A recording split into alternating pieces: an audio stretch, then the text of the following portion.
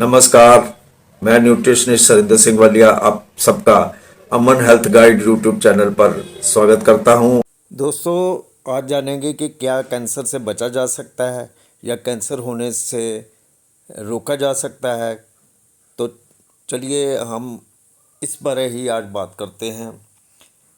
Cancer और diet का जो रिलेशन है, यानी कि ऐसी कोई एक डाइट तो नहीं है जिससे कि कैंसर को रोका जा सके, लेकिन ऐसी बहुत सी डाइट्स हैं जिससे कि कैंसर से बचा जा सकता है।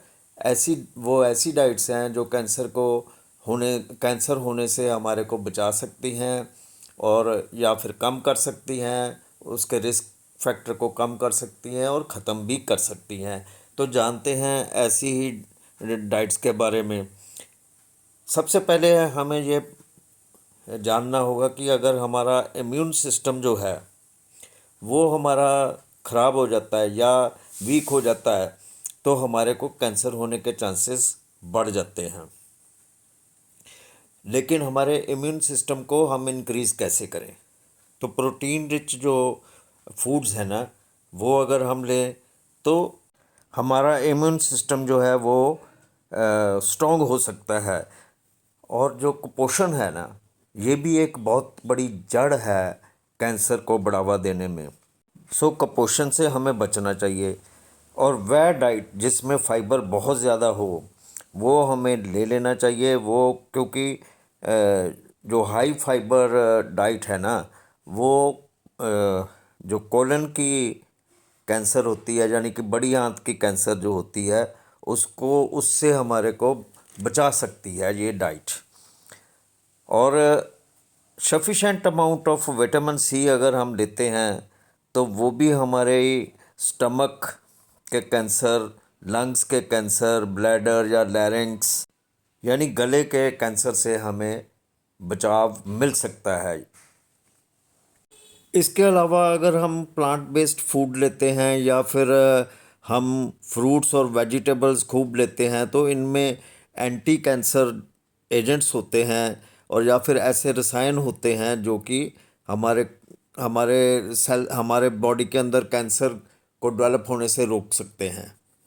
बड़ी आंत और ब्रेस्ट कैंसर को रोकने के लिए हमें लेंटिल्स, मूंग, लेग्यूम्स यानी कि ये जो है ये प्रोटीन रिच डाइट होती है जिसमें फाइबर भी ज़्यादा होती है। तो इससे हमारा ये जो हमने बताया ना कि कोलन और ब्रेस्ट कैंसर, इससे हम बच सकते हैं। और लेकिन इसका अगर एक्सेसिव यानी कि ज़्यादा अगर हम इसका सेवन करते हैं तो ये जो है ये कोलन की कैंसर यानी कि बड़ी आंत की कैंसर को बढ़ावा भी दे सकता है। इसी तरह अगर हम ओमेगा 3 फैटी एसिड्स लेते हैं ना, तो ओमेगा 3 फैटी एसिड जो है ये हमारे बॉडी के अंदर जो सेल हैं उसमें कैंसर डेवलप होने से ये हम बचा सकता है। अब जो लोग बहुत ज़्यादा ड्रिंक करते हैं या फिर स्मोक करते हैं उनको मुंह का कैंसर, फेरिंक्स का कैंसर, अन्न प्रणाली जो होती है उसका कैंसर होने का खतरा उनमें बढ़ जाता है। दोस्तों, एक बात का ख्याल रखना है कि कई दफ़ा हम भी ये गलती कर लेते हैं कि एक ही तेल में रिपीटेडली यानी बार बार हम कई चीज़ें जो है वो फ्राई कर लेते हैं या कुक करते हैं। तो ऐसा तेल जो है वो खाने लायक भी नहीं रहता है और इसमें कार्सियोजेनिक यानी कि जो जो जो कैंसर को बढ़ाने वाले रसायन हैं ना, वो बढ़ जाते हैं। तो उस वजह से कैंसर होने का खतरा भी बढ़ जाता है। और अगर हम 1200 मिलीग्राम कैल्शियम डेली लें तो भी हमारे को कैंसर होने का खतरा कम हो जाता है। फ्रेंड्स, हमारे लिए पानी जो है वो जीवन है इस धरती के ऊपर। सो अगर हम पर्याप्त मात्रा में पानी लेते हैं तो ये जो पानी है ये हमारे शरीर से टॉक्सिन्स जो है बाहर निकाल देता है, जिस वजह से कैंसर होने का खतरा जो है वो कम हो जाता है।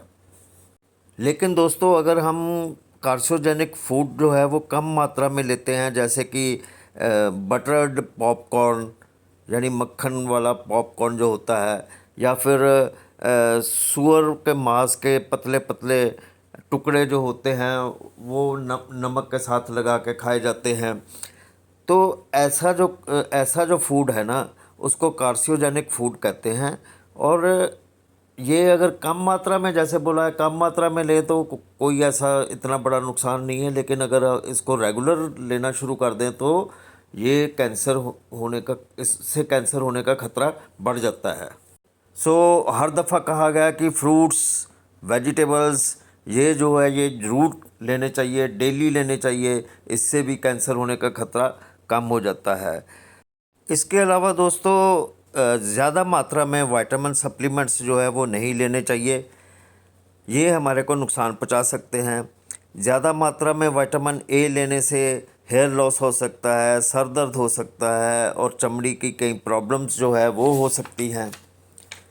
फ्रेंड्स, कैरेट्स और टमाटोज़ खाने के चलते अगर हम खाएं तो ये ओवरी का कैंसर होने का ख़तरा जो है ये कम कर देता है, क्योंकि इसमें जो है कैरोटीन और लाइकोपीन काफ़ी होता है।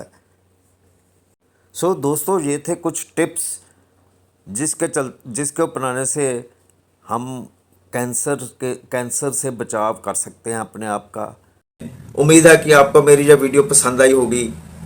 पसंद आई तो मेरे चैनल को सब्सक्राइब, लाइक और शेयर ज़रूर करें। और हाँ, बहुत जल्द मैं इसी टाइप की वीडियो लेके आपके रूबरू होऊंगा। तब तक के लिए मुझे दे इजाज़त। शुक्रिया।